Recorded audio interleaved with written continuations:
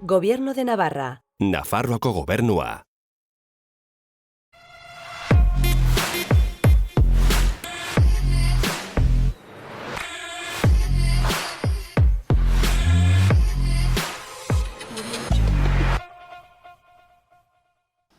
Gaur, ane lindane dugu platoan. Ez da nafartarra, Bilbotik ekarri dugu. Baina ikusiko duzuen nola Nafarroarekin nahiko lotura interesgarria daukan.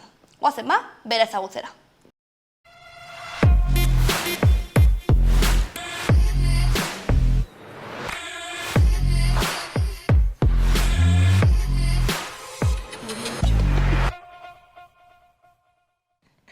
Ba, ongi etorri, ane? Eskerrik asko nagon behatzeatik. Zer modu zaude, ongi? Oso ongi, ni oso pozik beti Iruñara etortzeaz, pozik. Osa, hemen Nafarroan... Gustoko duzu, ez? Bai, tia, Nafarroa da neretxea bezala, ez dakit. Ze guai. Ze zu berez, karo, eske programa hau normalean da Nafarroako artistekin edo arteren munduan dabiltzaten pertsonekin egiten den programa bat.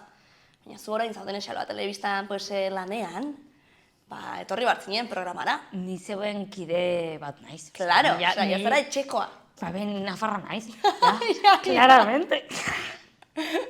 Bueno, zu berez Bilbokoa zara, ez? Ni bilbotarra naiz, Bilbon, bueno, Barakaldon jaiotako bilbotarra. Vale. Baina bilbotarra, osea, hori baino Bilbotarra. bilbotarra gorik ez dau. Mundu guztiak esaten da, bilbotarrak jaiotzen garela gure dugun tokian, baina Barakaldon jaiotzen bazara, are bilbotarragoa zara. Bai, Bai, noski baietz, Barakaldon dagoelako ospitale publikoa. Gurutzetako ospitalea, karo, amiga mia. Karo, orduan bai Amiga. zarela, claro, claro. Amiga. Bertan jaio nintzen nik. Bueno, zautoritza baina uste dut, ala esaten dago amak, behintzat. Bueno, sinistuko dugu ama, ez? Bai, fiatuko naiz Bai. berak esaten Gainera, osea, claro, gainera, hori unik badakit, aste nagusian jaio zinela. Bai. Osea, eso ja egiten zaitu, osea, bilbotarrena. Eske ni oso bilbotarra naiz, eta azkeneko bolada honetan, ohartu naiz zeinen bilbotarra naizen, eta hau esate esaten en plan ere buruari loreak botatzeko. Bai. Osea, benetan oso bilbotarra naizelako, eta lotxa moten intapurtxu etorrela aitortzeak baino egia da. Nire aitonamonak Bilboko baserri baten jaiotakoak direz. Eta Bilboko baserri batekoak direz, larraskitukoak, hain zuzen ere. Oina baserri hori zoritxarrez eta pena handiz esaten dut ez dela existitzen, baina Pagasarriko bidean zegoen baserri baten jaiotakoak, hasitakoak eta nire eta bertame bai jaiotakoa da. Ama bai Bilboko etxe baten jaiotakoa da, nioin etxe horretan bizi naiz. Eta oso bilbotarra naiz, joder, con niveles altos de bilbainismo. Bai, O sea, en plan, agarrándome. Nahikotxo, bai. Eta bai, loko aste nagusian jaio nintzen, justo abuztuaren 20an, eta 1998 urtean ni jaio nintzen urte horretan, justo aste nagusia 20an hasten zen. Ole. Eta, tia, pues es que ya, o sea, Bai. Marijaiarekin batera, Tik, tik, tik, jaio nintzen ja horrela. No. Jo, pues bai, egia esan tik guztiak, Bai. Egin dituzu. Eta oindala gitxo hartu naizela noraino naizen hain super bilbaina, pero bueno, ¿qué es esto? Igual un demasie. Demasie, pasatzen naiz, ja, como demasie. Bueno, baina behintzat, ez duzu, ez? Osea, behintzat, Nafarroan etxean bezala sentitzen zara. Bai. Ez dugu zu, ez duzu harrotasun puntu hori, ez da? Edo estereotipua da. Ez da inolaz ere, oza, Bilbo da, uste dut munduko hiririk zoragarriena. Ez da inolaz ere, oso hiri ederra da baino. Ez, baino, oza, nik beste tokietara joaten nazenean, oza, Iruña me flipa. Ez dakit Madril, adibidez, flipatzen hau Madril. Madrila, bai, oso guai ere Ez dago. dakit zer dauko Madril, baino pilo gustatzen zait, baino Iruñan, oza, ni Iruñan etxan bezala sentitzen naiz, atzo esaten genuen pote batzuk hartzen ari ginela hor Nabarreria kalean, ez? Bai. Eske, osea, publikorik onena amentxe dau, Iruñan. Eske, sentitzen dola baiteko, ez dakit, izakera aldetik oso antzekoak karela, Iruñakoak eta bilbotarrak. Bai? Badago zerbait. Ez dakit zer, osea, kanaiismo moduko bat, Vale. nahiko kanaiitak garela danok, baino aldi berean euskaldunak, baino aldi berean euskaldun hegemoniko horren figuratik aldentzen garenak, eta nik uste dut hor baditugula gauza batzuk amon komunean, eta elkartasun bat sentitzen dugula. Mitu, jo, ez, hausnarketa sakona, Amiga mía, sigue tirando del hilo, vas a flipar. Eta, bueno, zu arteren munduan nola definitzen zara, edo non kokatzen zara pixka bat? Ba oso galera hona da hori, ez dakit oso ondo nola esan, ze ez dakit humorea berez arte mota bat badenala ez. Bai, nik esango nuke baiet. Baiz. bueno, arte eszenikoen barruan dagoen azpi arte moduko bat izan daiteke, agian bai. Baina, bueno, umoregilea naizela esango nuke. Umoregilea, komunikatzailea nolabait, baina umoregilea batez ere. Hori da esango nukena nire burari buruz. Bueno, gero horretaz aparte ere bai, adibidez, nik kartelak eta egiten ditut, Diseinuak eta? Bai, hori, diseinatzailea naiz, ez daukat formakuntza berezirik horretan, ez daukat inolako titulaziorik horretan, baina beti nik egin izan ditut kartelak eta diseinuaren mundu horretan beti bil izan naiz, eta, bueno, karteleriaren eta diseinuaren movida guzti hori oso gustoko dut, eta halako gauza pila bat egiten ditut, eta horretaz aparte, argazkilaritzare bai oso gustoko dut, eta argazkiak egiten dut. Hor, bi galdera interesgarri ditut, ze beti komentatzen dugu, beharrezko alda titulu bat izatea edo, ikasketa batzuk izatea hori izateko. Hau da, ez baldin badute hori, diseinatzaile grafikoaren titula, ez naiz diseinatzaile grafikoa. Edo, ze uste duzu? Ega agiria espalin badukazu zara euskalduna? Euskaraz hitz egiten bauzu euskaldunan zara, ez? Ba, ez da, nik uste dut honegaz gauza bera dela. Hau ez da, diseinatzea ez da neurozirugia egitea bezalakoa. Ez da nahi dut, hau ez da, neurozirugia praktikarekin ikasten duzu. Ez, parkatu horrekin, ez zintzara praktiketan ibili, sabes? Osa, kartel txar bat egiten baduzu, ez da inor maritxalazarekin geratzen. Ez da gitala desa. Ez da zebez gertatzen, orduan bai, diseinuaren eta artearen munduan nik uste dut titulazioarena, izan daitekela plus bat, ez dakitzen, tituluak, nik ez, ia, eneman ez da DBH bukatu ez da ere, DBH bukatu nuen, baina batxirgoa adibidez ez neman bukatu, nahi titulazioari dagokiona ez, nire iritzi propioa daukatez, baina, izan daiteke plus bat, baina, artista ikaragarri ona izan zaitezke, inolako titulazio horik izan gabe, ordean neurozirujanoa, ez dakit. Ja, igual ez. Posora kaso igual ez. Eta gero esan duzu baita ere, hor dudetan zeuden, ea umorea artea zen ala ez, eta hori interesgarri egiten zait, osea, horretaz, zalantzak edo eukitzea. Ez que bai badago hor movida hori, ez? Zer dan artea eta definizio hori. Gazteraz beti izaten da, el arte es morirse de frío. Fuat! Bai. Ez, baina ez beti dago hor definizioaren zalantza hori, zer dan artea zerreztan, ez dakit nik enaz definizio horietan sartuko. Ze, karo, nik uste dut oso definizioan hitza eta zabala dela, eta igual izan daiteke artea ere bai, ez dakit moda izan daiteke artearen parte bat, inkluso ez dakite gastronomia nolabait ere izan daiteke, eta baina horrela jartzen bagara, gauza asko izan daitezke artea, be bai, ez? Eta nik ezakit humorea berez artea baden, baina, sar genezake hor. Ez arte ezeniko guen barruan, hortik da humorea. Komeriak. Komeriak, hori da, bai.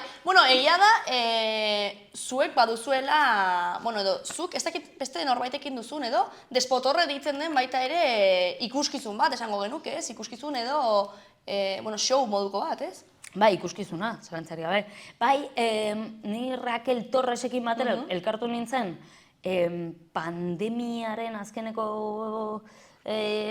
boladan, noiz izan zen hori, 2021 bat, bai, 2023an gauz ez, 2021 beragaz elkartu nintzen, eta elkarrekin sortu genuen Despotorra izeneko ikuskizuna, direze bi bakarrizketa, berak bere partea egiten da nerea, baino elkarrekin baditugu beste hainbat parte, eta, purka-purka moldatzen doana eta evoluzionatzen duen ikuskizuna da. Eta horretaz aparte, bebai, elkarrega sortu genuen Despotorropen izeneko mikrofono irekia. Dala Bilbon sekulare egon izan den lehenengo mikrofono irekia, ez da gurea baino lehenago, ez da mikrofono irekirik egon. Eta horretaz aparte, mikrofono ireki honetan, emoten diogu, parte hartzen dute emakume eta genero disidenteek. Orduan da, gauza bat nahiko insolitoa, ez? Bilbon sekulare ez da egon mikrofono irekirik, horretaz aparte da emakume eta genero disidentzientzako. Eta horretaz aparte saiatzen gara, nik batez ere saiatzen naiz, euskal humoregileak ekartzen. Euskal humoregileak euskaraz humorea egiten dutenen, humoregileak ekartzen. Eta, horretan gabiz. Oso interesgarria, eta nolatan sartu zineten horret? Ikusten duten hor behar bat edo horrelako espazio bat sortzeko Bilbon, edo izan zen zuk nahi zenuen goza bat? Bai, Karo, batetik da nola sartu ginen gubiok bakarrizketen munduan, ez? Bakoitzak bere rekorridoa dauka eta bakoitzak iritsi izan bakarrizketak egitera toki ezberdinetatik, eta gero nola topatu ginen eta nondik atara zen despotorropen egiteko zera hau, izan zen, ni aspaldidanik nenbilen pentsatzen o bilatzen alako mikrofono ireki bat egiteko zerbait, baina nekien oso ondo nondik jo, zani alez aurretik naiz sekulare mikrofono irekietan ibili, eta nekien oso ondo nola antolatu behar zan guztia, orduan batzuekin eta besteekin ari nintzen hitz egiten, baina enuen topatzen modurik, ez? Eta, batean Rakelekin topatu nintzen, Rakel da Estramadurakoa, baina, erdi Madrilekoa, erdi Estramadurakoa, erdi Bilbotarra. Bilbon bizi da berez orain, ez? Claro, Bilbon bizi da, espaldianik. Eta berak zeukan eskarmentua lako mikrofono irekietan. Eta topatu ginen eta esan genuen behitu. Egin behar duguna da, egin, hori da, zuk zeuk egizu. Azkenan, gainera emakumeak izanik, dana alatz gora genukan, ez? Gauza guztiak gure kontra. Eta ez baduguk egiten, ez dago inork egingo guretzat. Eta guk egiten hasi ginen. Eta hori izan zen, movida. Egia da, diozuna batzutan, ez, pixkat, olako beldurra edo ematen du, ez, horretako gauzetan sartzea, gainera ez dakit zure kasuan olakoa den, baina artearen munduan edo umorea edo, gertatzen da askotan, ez, behar duzula denbora, ez, sortzeko, diruaz aparte, baina gehien bat denbora, ez, horretan buru belarri sartzeko, ez, eta batzutan, beste lan bat duzu, ez dizu horre denbora guzten edo, ez dakit zure kasuan nola moldatu zenuten? Gu sosik gabe geunden, eta oraindik ere bagaude. Benetan, zerotik, oso pertsona prekarioak gara, prekarietate utxetik hasi ginen honegaz, baina, zorionez Bilbon badago, eta beste hiri batzuetan ere bai imaginatzen gala, ez, baina Bilbon behintzat badago nolabaiteko sare bat, edo... Bai, badago, bale? Bai, alako movida kulturalak sortzeko joera moduko bat, eta sosik gabe ere asaitezke alako gauzak egiten. Badaude salak eta lekua uzten zutenak, edo hainik eta... Gu joan ginen kabaretera, Bilbon dagoen, diskotekala izan zehauka, alako sala bat, eta joan ginen bertara, Eloirekin hitz egin genuen, Eloi da bertan dabilen, jabea ez da berez, baina, jabea esan genezake. Eta esan genuen, behitu, hau egiteko asmoako. Eta zu toki hau txiko zen egukea, hau egiteko, eta bestak esan zuen noski baietz, eta, sosik abe gabiz, esan penetan diutxut, oso pertsona prekarioak gara. Eta gerora, eta gaur egun, oso beste mikrofono ireki batzuk, Euskal Herriko beste puntu batzuetan, Gipuzkoan dana alakoa, eta behar bada produktora batek sortu dituen mikrofono irekiak dira, eta hor badago diru base bat, baina eske guk, RGiak horretzen dugu. Diru laguntzak jasotzen ditugu, guk gure burua mantentzeko, esan gure dut. Ez dugu inolako diru laguntzari jasotzen despotorropenaren zat. Guk geho jasotzen ditugu, en plan, eske bestekla gozaz ziltzen egon goinateke. Eta benetan, prekarietate huts horretatik atoz. Nizan ere urte luzetan okupatzen ibili izan naiz, eta hor, eta bar. Eta hortik atoz, eta hor gabiltza honendik ere, ez kara beraztu nire koina. Baina, Bilbon badagoenez, kulturarekiko joera hori eta guk gogo jakenituenez, eta bai oso momentu bitxi batean hasi ginen. Pandemia ostean, ez? Pandemia ostean, errestrikzioa askorekin, baina jendeak bazituen gogoak egia da. Eta oso momentu arraro baten, ez dakite esan gure kontra edo gure alde egin batzuen horrek, baina hortxe hasi ginen, eta aurrera egin izan du. De hecho, hemen Iruñan ere orain sortu da, ez, La Muerte de la Comedia, ez? Zurekin ere parteko, despotorren eta ibili izan diren, Divina Comedia, baita ere Maider Lazkano, eta, ez? Eta nik uste ere, zabaltzen ari dela, ez? Igual joera hau eta horrelako tokiak, espazioak eta sortzeko... Bai, nik pentsatu gure dut, sortu behartzen eta sortzen ari zen zerbait zela. La Muerte de la Comediaren kasuan, bai egia dela, Divina Comedia eta Maider Lazkanorekin harremana lagunak direzela, eta gure hainbat despotorropenera, gure hainbat openera etorri izan direzela, eta hortik haiek ere sortu izan dutela, haien mikrofon irekia eta zoragarria da, hemen guk ere bai parte hartu izan dugu, Raquel Torres eta biok parte hartu izan dugu eta zoragarria da, inkreiblea, benetan sortzen den giroa, ekartzen dituzten humoregileen maila dana, ikaragarria da, baina bai, nolabait, hortik sortu da, ez? Haiek, hasi ziren gure mikrofon irekian parte hartzen, eta gero haiek esan izan zuten, oie, egingo dugu gauza bera Iruñan, eta hori zoragarria da. Baina nik uste dut alere, bazegoela ja hor nolabaiteko el caldo de cultivo. Izan daiteke, bai. Nik uste dut hau hasi behar zela, osea, hasiko zela. Eta bai, eta hasi izan da, eta gero, Donosti badago beste bat oin txebertan hasiana, Bilbon beste bat hasi izan zen, ez dakit oin txebertan dola da bilen, baina, badauz, eta hasi beharreko gauza bat zen. Eta zure kasuan ahiz, leheno, aipatu duzu, ez, nola sartu zinen zu bakarrizketetan eta izan zela modu batekoa, eta baina interesatzen zaidana da, pixka bat, esan duzuna, ez? Azkenean, prekarietate horretatik eta ezegonkortasun horretatik, azkenean, erabaki edo autu nahiko,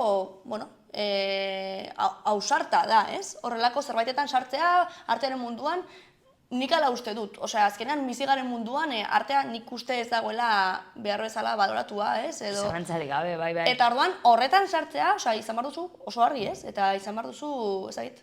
Bai, baina, osea, nik beti esaten dut, nahiago dut, honetan ibiltzea, 1000 biderrez, barra baten atzean 12 orduz ibiltzea baino. Eta lan egin izan dut barra baten atzean 12, 13, 14 orduz, miseria bat kobratuz. Ordean nahiago dut honetan ibiltzea, ez hainbeste kobratzea, miseria handiagoa kobratuz, eta behitu, ondo pasatzen dut. Azkenean, prekarietatean inpliko naz bardin-bardin, baina behintzat guztoko dudan zerbait eginez, joder. Pues ya está, honegaz jarraitu nahi dut.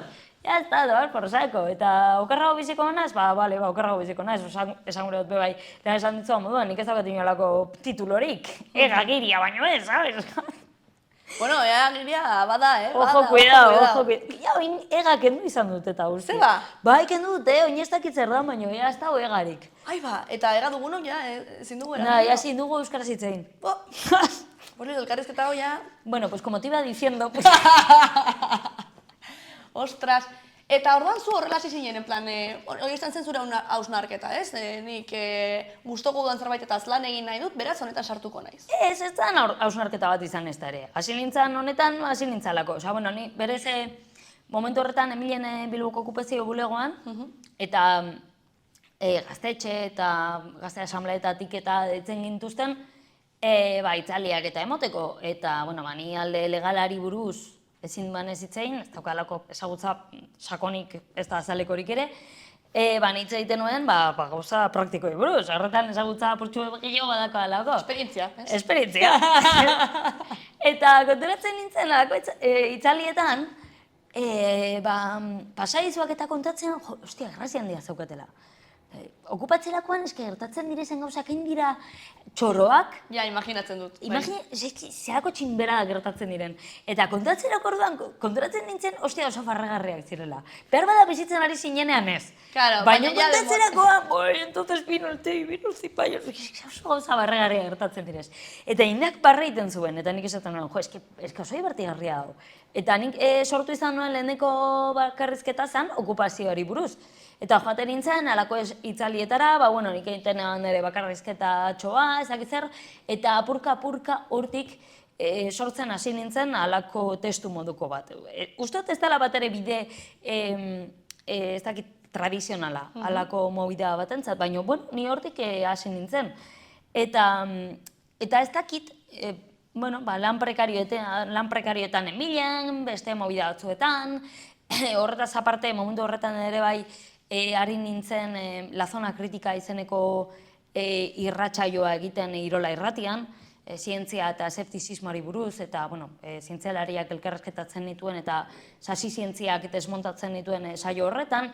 Eta orduan ETB bateko Mikel, esango dut, bere bizena, astu intzait, bere bizena batean, sabes? Ni ideiarik ez. Mikel Pagadik entzuten zuen dara saioa, asko gustatu zitzaien, eta esan zian, etorriko zinateke prestatzen ari garen telesail batera tarte bat egitera zure irratxa ibarekin zer ikusia duen eta ezagitzea, eta zonen, benga ba, hasi nintzen horretan, tren guztietara igotzen naiz, eta purka tren guztietara igoz, ez dakit honetan bukatu izan dut.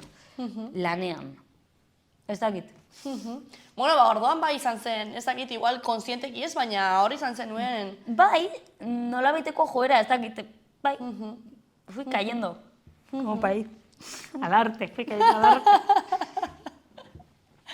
Eta gero, zu sortzerakoan, ez, umore monologoak eta sortzerakoan, gero badago ez, beti dago non daude limiteak, noraino, eta zuzara nahiko, bueno, ez dakit, osea, zure monologoetan, osea, limite oso gutxi entzuten dira, ez? Osea, nik uste... Bai, osea, bai ala ez dakit, eske nik beti esaten dut, botereak ezartzen ditu limiteak, eta humoregileon ekin beharretako bat da limite horiek haustea. Osa, lehen Danelekin, Divina Komediarekin, Danelekin ari nintzen berbetan, eta hasi, egon gara berbetan, ez dakite, limiteak eta mugak transferitu behar ditugula. Eta oso orokorrean, beldurra handia dekogula limiteak eta transferitzeko. Eta transferitzea guztiz beharrezkoa den zerbaita. Osa, baina guztiz beharrezkoa. Eta nik uste dut hori dela gure egin beharretako bat, limite horiek transferitzea. Osa, azkenean botereak ezartzen ditu, eta, bueno, jakin behar duzu, egiten dituzun gauzek, ondorio batzuk izan ditzaketela, ondorio horiek onartu ditzakezu, eta ondorio horiek saiesteko bideak eta topa ditzakezu. Osea, esan nahi dut, Euskal Gatazkari buruzko txisteak egin nahi balin badituzu, eta gauza batzuk kontatu nahi balin badituzu, gauza batzuk modu baten esan ditzakezu, arazo larriak irek ez izateko, ala, modu zuzen esan ditzakezu, eta ondorioak onartu. Neri ondorioak onartzearena oso ondo iruditzen zait, zen oso esatea. Eta, bueno, mugak, eske berez mugak hausteko daude. Hori bai nola haustu, hori abeste abe moia bat. Ni ikusi zintudanean, bueno, ni oso gustora nengoen, ez? Ez azkenean, pues bai, ez naiz deseroso sentitzen normalean, bueno, pues hori, transgresio horiek edo gertatzen direnean, ez? Baina, egotzen neskato bat alde egin zuena. Eta gero beratzetik mutil bat. Eta, esan nuen, jode, nola hartzen du hori? Osea, hori, imaginatzen da, igual da, zuk gertatu daiteken ondorio bat bezala onartzen duzu. Bai, baina gero, ematen diozu, azkenean open mic bat zen, ezakit zuia hori frogatuta zen eukan 1000 aldiz, eta gertatu dizu beste behin, edo nola... Karo, hori izan zen hemen, La Muerte de la Comedia mikrofonu irekian, testu hori lehen aliz egin izan eban, gero berri errepikatu nuen Bilbon, eta ondo urten zen, eta nik uste dut hemen etxala gaizki atara. Ez, oso ongi zen, nik gainen ikusten nuen ez zegoen publikoa, eta, osea, zer oso publikoa anitza. Eta Iruña oso, ez dakit anitza, denitza, baina oso, bueno, baditu... Heterogeneoa. Heterogeneoa, bai, esan dezakegu. Orduan, eta nik uste nuen, atzera begiratuta, ezen bakarrik txisteiek ongi hartuko zuen profil bakarra, osea, baizik eta zen oso... Bai, izan zen apurubet gauza raro bat, osea, gerora hitz egiten jendearekin eta esan ziatu, ez dut lertzen zagatik honek alde izan duen bapatean, batzutan jendea, bai, alako mikrofono irekietara etortzen danean, bai, igual apurtxu bete handu, igual ez dakit nolako sentsibilitateak dituzten. Bale. Baina, oindalez asko adibidez, eta bai, La Muerte de la Comedia baten izan zen, nik noizian behin egiten duaz suizidio homeopatikoak. Suizidio homeopatikoak. Bai, karo. Lehen esan bezala, zientzia eta sasi zientziak desmontatzea ikaragarri gustatzen zait, eta oso ohikoa da, zientifikoen artean, ez zait niri burulatu, zoritxarrez, ojala, ez da nire burutazioa izan, suizidio homeopatikoen kontua, ez? Homeopatia ez duela funtzionatzen azaltzeko, hartze dituzu ez dakitzen bat somnifero homeopatiko, toda la caja, nahi izan ezkero, eta zara hiltzen, bale. Zuelako inolako erainik. Orduen, aurrekoan, La Muerte de la Comedia baten, hartu izan dituen ez dakitzen bat, alakoak, ez? Momentuan? Bai, karo, gutxa oso bat, ez? Alakoak egiten ditut, oza, etzan lehen aldi alako mobila bat egiten nabala. Eta zuen inork alegin, baino gerora, esan ziaten, tia, eske hori egin izan duzunean, iruditu zait oso larria, nik badaukat lagun bat, bere buruaz beste egiten saiatu izan zana, eta, bueno, txiki, segure oso esatea, oza, batzutan bizitzan eta umoreak islatzen du bizitzan gertatzen diren gauza batzuk. Claro. Eta txiki, hau ezen zuri edo zure lagunari zuzendutako mezu bat, naiz eta zu alako paralelismoa Gizarteari, topatu izana. Baizik eta homeopatiari, kritika bat, alako movida bati, beste gauza batez ari nintzen. Eta zuk alako paralelismoa topatu izan baduzu, asko sentitzen dut, benetan, ze ez diot inori minik eragin nahi, baina ulertu behar duzu bizitza alakoa dela, eta batzutan bizitzan gauza deserosoak daudela. Eta neska honekin gertatu zena, zuk esaten duzuna, batean altxatu eta alehin zantzuena, ez dakit oso ondo zerk eragin zion deserostasun hori, baina, txiki, gauzak horrelakoak dira, batzutan bizitzan gauza deserosoak daude, eta, zure esku dago, gauza deseroso horien aurrean nola jokatu, zuk jakingo duzu, ez? Eta nik ulertzen dut, batzutan jendea aserretu daitekela, altxatu eta ies egin, edo gerora niri esan, tia, eski, hau ez dakit zer, eta ez dakit hor, horiek direz ondorioak. Edo, ondorio larriagoak ere egon daitezke, ez dakitetzi audientzia nazionaletik dituko banauten, ala bada, ongi etorriak. Hombre, ongi etorriak ez da, Ez, ongi etorriak ez. Ez baino, Kalashnikov horrekin bestela eratzen eta. Cuidao, Ojo, cuidao, negaz. Bai. Nire gertzu gintzait, zenbait, txiste edorekin, nik deseroso sentitzea. Osa, ez zure txisteekin.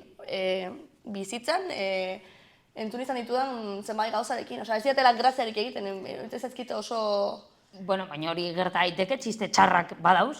Claro, bai, baina, bai. Txiste txar eta deserostasuna soilik zorrarazten duten txisteak badaude, eta, una mierda, ez? Jo que se, nahi ez dakit, Arebalo ikusten duanean batzutan deserostasuna baina ez du sentitzen, eta graziarik ez dut egiten, ez? Hori da, bai. Eta, beste batzutan, badauz txiste batzuk onak direnak, behar bada graziarik egiten ez dizutenak, baina bai deserostasun beharrezko deserostasun batera eramaten zaituztenak. Claro, eske baita ere ezberdina da, ez dakit, igual nire iritzia da, igual ez du, baina esaten duzuna, ez ari despotorren edo, emakumezkoak edo, gorputz disidenteak edo, esan nahi dituzten txiste horiek, ez, edo humore edo, pasarte horiek, ez, igual beharrezkoak dira, beharrezkoagoak,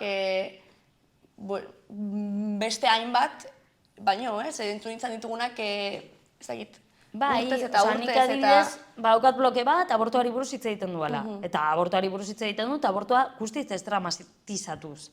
Ez? Eta nire bizipenetik, eta bar, eta hitz egiten dut, oso brutan ez horri buruz hitz egiten duanean, eta asko ez dramatizatzen dut, eta, ez, alako modu, ez dakit, transgresore eta bruto batetik hitz egiten dut. Eta beti esaten dut, gai batzuekin frivolizatzea, iraultzailea izan daitekela. Ze beti gai honi buruz, beti hitz egin izan digute dramatizaziotik, zeinen iluna den abortoa, beti abortatzea gauza dramatiko eta iluna eta larria da, eta ez, batzutan ez da horrela. Batzutan da, movida bat, tramite bat, como una mala diarrea, sabes, jo que se, alako movida bat bezalako, ez? Eta termino hauetan, abortari buruz hitz egitea oso beharrezkoa dela iruditzen zait, eta batzutan askok ez dute onartzen. Askok esaten dira, gira, niretzat hau izan da oso violentoa ezakitzen, asko sentitzen dut. Hauniz daude ez, eta ezberdinak. Esperientziak oso anitzak dira, baina zure esperientzia balidua da, eta nire esperientzia ere balidua da, eta nire esperientzia normalen ez da entzuten. Eta ez hori nire esperientziak deseroso sentiarazi balin bazaitu, sentitzen dut, baina behar bada zureak, niri deseroso sentiarazten nau. Eta biak dira baliduak, ez? Eta biak entzun behar dira. Orduan, uste dut, txiki. Igual gauzak ez direla justo etzarela munduaren medida bat, ez? Etzara munduaren zilborra. Pues ya está, onartu batzutan gauzak ez direla guzti zure gustokoak, edo jendeak ez dituela gauzak zuri gustatzen zaizun moduan azaltzen. Hori izan daiteke gauza bat, eta gero beste gauza batzuk daude, ez? Txiste homofoboak, ez? Guzti onartezinak direnak. Claro, bai, edo... Baina nik uste dut horrekin ere, imar dugula movida bat dela, ez esatea txiste hauek ezin dituzu kontatu baizik, eta txiste hori homofoboa da. Ja. Askotan esatu dut, eske zentzuratzen gaituzte.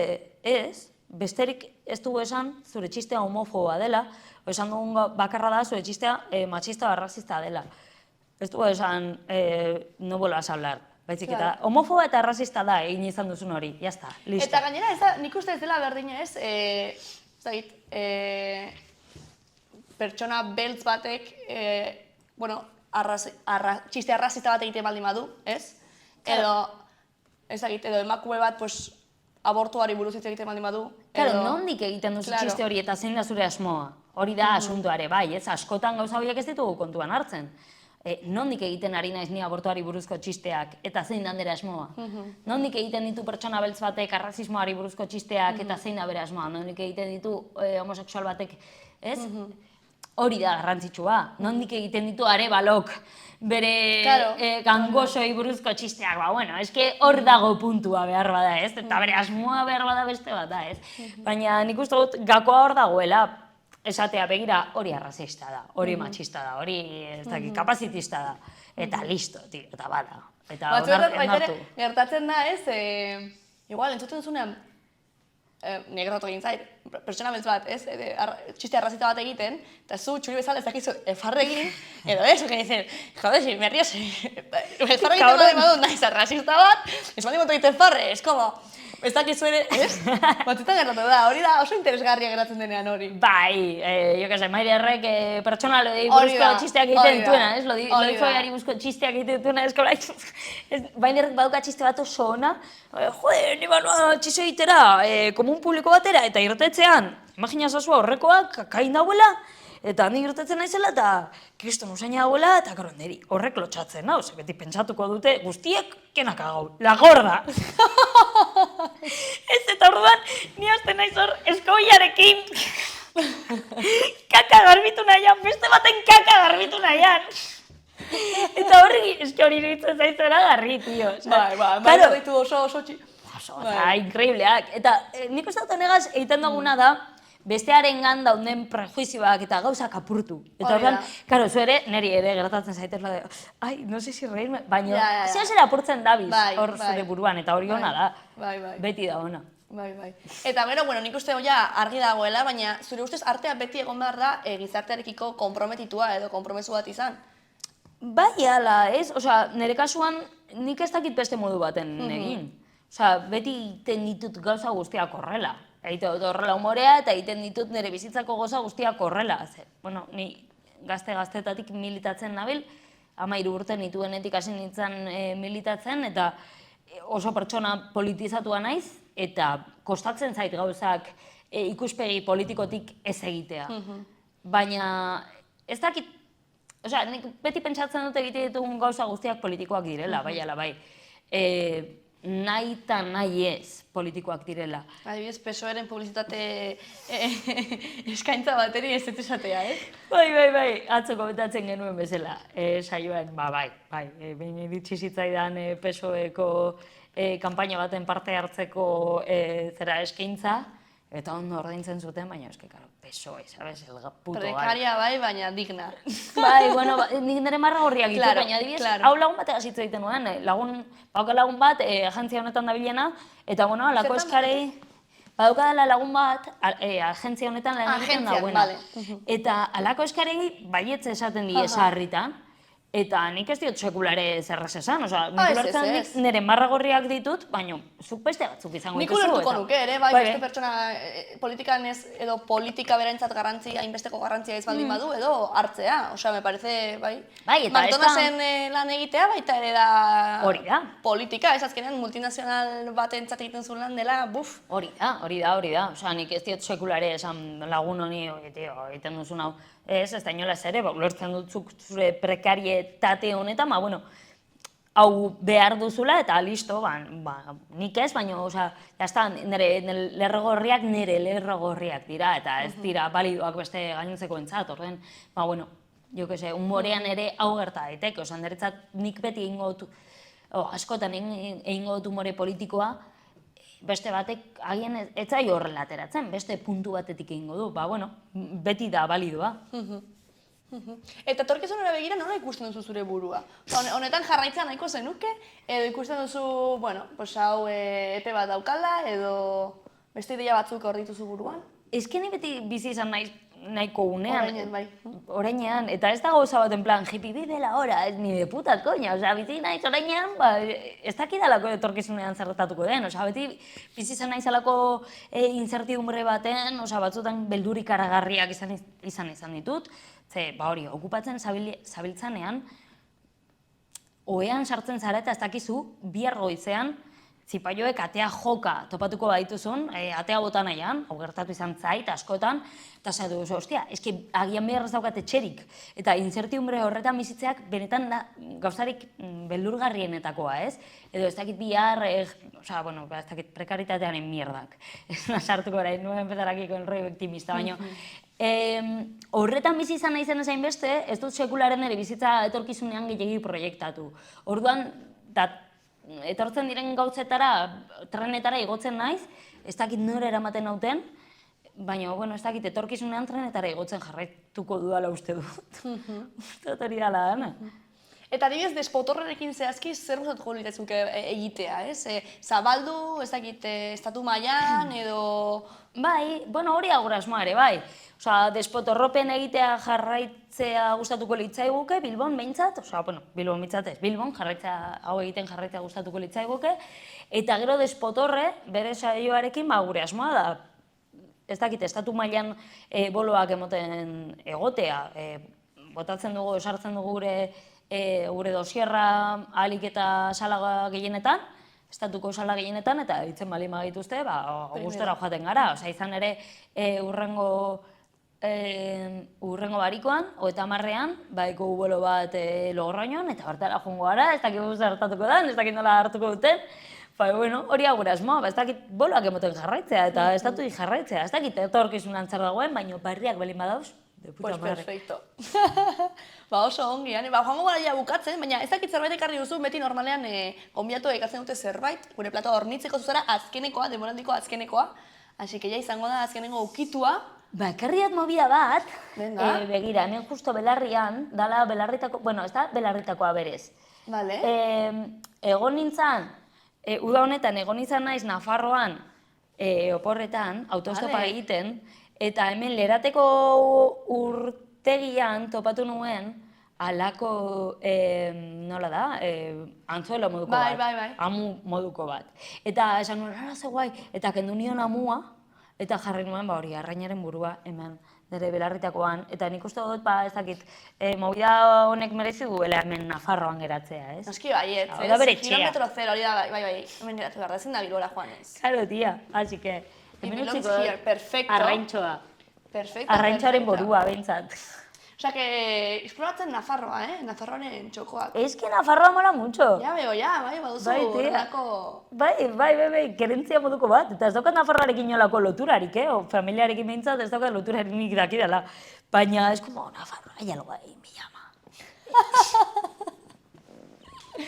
Pues begira, bukatzeko nik ez dizute ingo azkenengo galdera. Aurreko gonbidatuak egin dizu galdera. Bale. Ezekien zu etorriko zinela, baina, utzi du, bazekien artearekin zer ikusia izango zenuela. Ostia, bale. Beraz, horra galdera.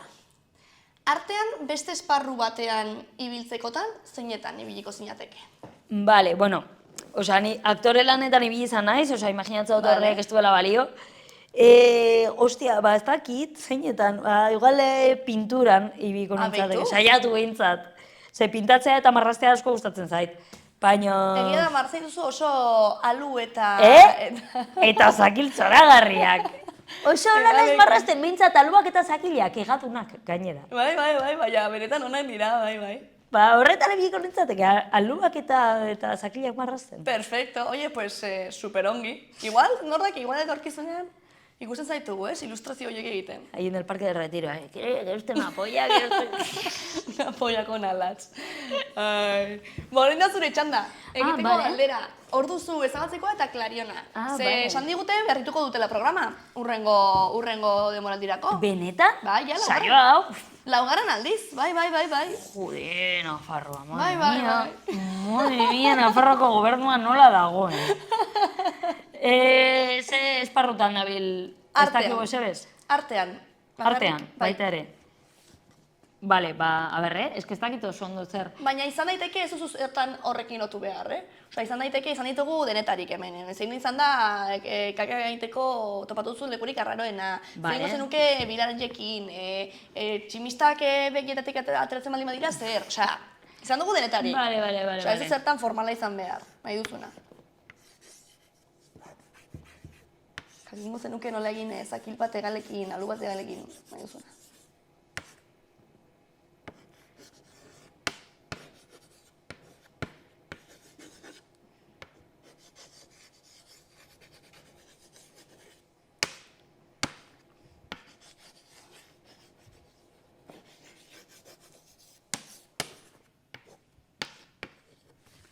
Erakusi dezaket? Bai.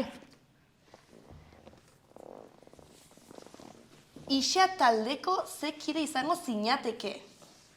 A tope con la cope, perfecto. A tope con los mutantes. Ze polita zure letra.